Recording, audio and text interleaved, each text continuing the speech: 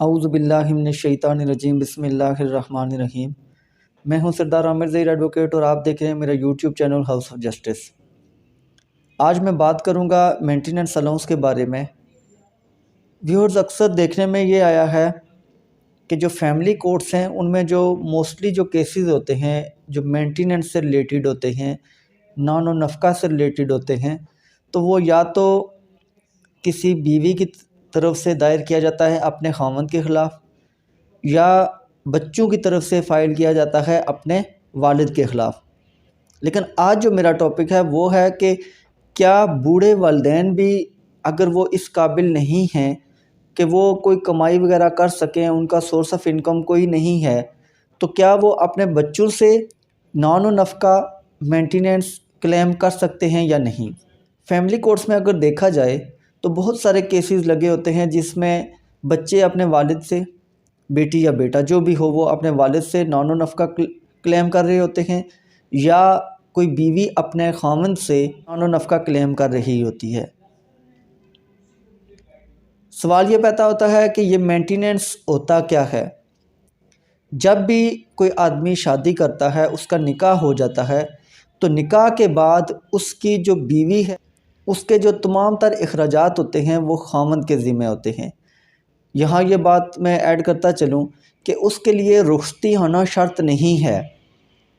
जब एक आदमी ने किसी औरत के साथ निकाह कर लिया तो निकाह के बाद वो औरत और उसके तमाम जो अखराजात वगैरह हैं उसकी ज़िम्मेदारी मर्द पर आ जाती है। अगर मर्द कभी वो अपनी ज़िम्मेदारी पूरी नहीं करता, उसमें कोई कोताही बरतता है, तो हमारा जो अदालती सिस्टम है उसमें फ़ैमिली कोर्ट्स अलग से बनाई गई हैं जहाँ पर फैमिली जजेस बैठे हुए हैं। तो औरत वहाँ फैमिली कोर्ट में जाके suit for recovery of maintenance allowance कर सकती है। तो कोर्ट उसको जो मेंटेनेंस अलाउंस है वो खामद से लेके उसे पे करेगी, और इसके बाद ऑर्डर किया जाएगा कि आगे जब तक वो उसके निकाह में है तो वो उसको पेमेंट करता रहे। एक मखसूस जो रकम होती है कोर्ट आर्डर में लिख देगी कि हर महीने खामंद ने इतनी पेमेंट करनी होगी एज अ मेंटेनेंस अलाउंस, और साल के बाद उसमें 10% वो इंक्रीज़ भी होगा। इसी तरह अगर औरत के कोई बच्चे हैं, बेटी है या बेटा है, या एक से ज़्यादा हैं, कोई 2 बेटियां हैं, 3 बेटियां हैं, या बेटे भी इसी तरह ज़्यादा हैं, तो उन बच्चों की ज़िम्मेदारी भी बाप पर होती है। जब से वो पैदा हुए हैं उनकी ज़िम्मेदारी बाप पर होगी। अगर बाप वो ज़िम्मेदारी पूरी नहीं करता तो फिर बच्चे भी कोर्ट में आके दावा दायर कर सकते हैं। अगर बच्चे छोटे हैं, माइनर हैं, तो उस सूरत में फिर वो उनकी तरफ से जो दावा होगा उनकी वालदा करेगी, तो दावा दायर किया जाएगा। तो जो कोर्ट है वो फिर इसी तरीके से जो उन बच्चों का बाप है उसकी इनकम देखेगी कि उसकी इनकम कितनी है, और उस पर जो बाकी कोई और ज़िम्मेदारियां हैं, इन सब चीज़ों को मद्देनज़र रखते हुए हर महीने का उन बच्चों के लिए मेंटेनेंस अलाउंस उसका ऑर्डर देगी, जो कि फिर उस मर्द ने, उस बाप ने हर महीने बच्चों को पे करना होगा। फिर साल के बाद 10% उसमें कम से कम उसमें इजाफ़ा भी हुआ करेगा। इसी तरह हर साल होता रहेगा। बेटा जो होता है उसको जो मेंटेनेंस अलाउंस है, जो बाप है वो जब तक उस बच्चे की एज 18 साल नहीं हो जाती तब तक वालिद ने पे करना होता है, और अदालत वालिद को ऑर्डर देती है कि वो 18 साल तक बेटे को मेंटेनेंस अलाउंस पे करे। जबकि जो बेटी होती है उसको तब तक पे किया जाता है जब तक कि उसकी शादी ना हो जाए। अब अगर उसकी शादी 20 साल में हुई है, 22 में हुई है, या इससे भी ज़्यादा एज में हुई है, जितनी भी एज में उसकी शादी होगी तब तक वालिद के ज़िम्मा उसका जो नान व नफ़का है, मेंटेनेंस अलाउंस है, वो पे करना ज़रूरी है। वो वालिद पे करेगा।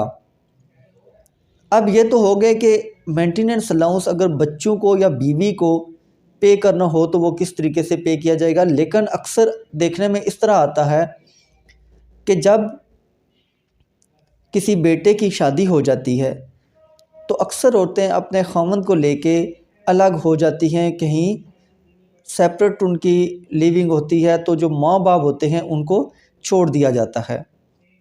इसी तरीके से अगर ज़्यादा बेटे हैं तो वो सब अगर इसी तरह करेंगे तो फिर एंड पर यह होता है कि जो वालिदैन होते हैं वो बेचारे अकेले रह जाते हैं।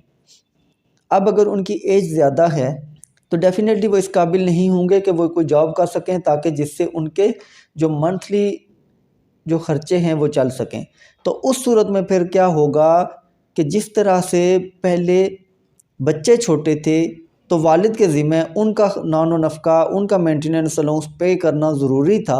तो इसी तरीके से जो अगर वालिद किसी इस कंडीशन में है, वालिद या वालिदा दोनों में से जो भी या दोनों हैं, तो उनमें से अगर कोई इस तरीके से है कि वो बूढ़े हो चुके हैं, बच्चे उनको ख़र्चा नहीं दे रहे, अलग अलग रह रहे हैं, तो वो बच्चों के ख़िलाफ़ केस कर सकते हैं। फैमिली कोर्ट में ही केस होगा, suit for recovery of maintenance allowance. और उसमें फिर बच्चों का जितने भी बेटे या बेटियां हैं तो उन सब को पार्टी बनाया जाएगा। उनका सोर्स ऑफ इनकम कोर्ट देखेगी। अदालत में जब भी एविडेंस होंगी तो उनका सोर्स ऑफ इनकम शो किया जाएगा, साबित किया जाएगा कि वो कितनी कितनी कमाई कर रहे हैं। तो फिर उनकी जो कमाई है और उनकी जो ज़िम्मेदारियां हैं, उन चीज़ों को देखते हुए फैमिली कोर्ट फिर बच्चों को, सब बच्चों को, जितने भी कमाई कर रहे हैं उन सब बच्चों को ऑर्डर करेगी कि वो वालिदैन को हर महीने एक मखसूस अमाउंट पे करें। इसी तरीके से जब साल पूरा हो जाएगा तो उस अमाउंट में इजाफ़ा भी होगा। तो कोई भी ऐसे वालिदैन जो बूढ़े हो चुके हैं तो वो जब भी इस पोजीशन में आ जाएं तो फैमिली कोर्ट में आ जाएं, दावा दायर करें suit for recovery of maintenance allowance. तो कोर्ट उनको उनके बच्चों से कंपनसेट करवाएगी, उनके बच्चों को ऑर्डर करेगी कि वो अपने वालिदैन को मेंटेनेंस अलाउंस पे करे। अक्सर मुझसे ये सवाल पूछा जाता है कि अगर वालिदैन बूढ़े हो गए तो उस सूरत में उनके लिए कानून में क्या रास्ता मौजूद है। तो उनके लिए, ऐसे लोगों के लिए मेरा ये जवाब है कि अगर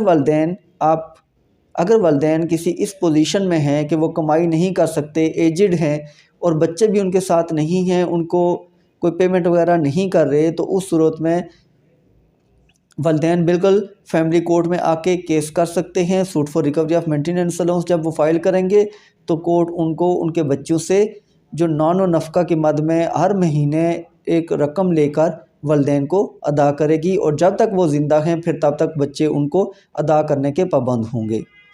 तो व्यूअर्स, ये थी आज की वीडियो कि क्या वालिदैन मेंटेनेंस अलाउंस अपनी औलाद से क्लेम कर सकते हैं या नहीं। उम्मीद है वीडियो पसंद आई होगी। अगर वीडियो पसंद आई है तो मेरे चैनल हाउस ऑफ जस्टिस को सब्सक्राइब करना ना भूलिएगा। साथ में जो बेल आइकन है उसको भी प्रेस कर लें ताकि मेरी आने वाली वीडियोज़ के नोटिफिकेशन बर वक्त आप तक पहुँच सकें। इसके अलावा अगर वीडियो अच्छी लगे तो दोस्तों के साथ शेयर भी किया करें, और कमेंट सेक्शन में अपना फ़ीडबैक भी ज़रूर दीजिएगा। इसी के साथ इजाज़त चाहूँगा। अपनी दुआओं में याद रखिएगा। फ़ी अमानिल्लाह।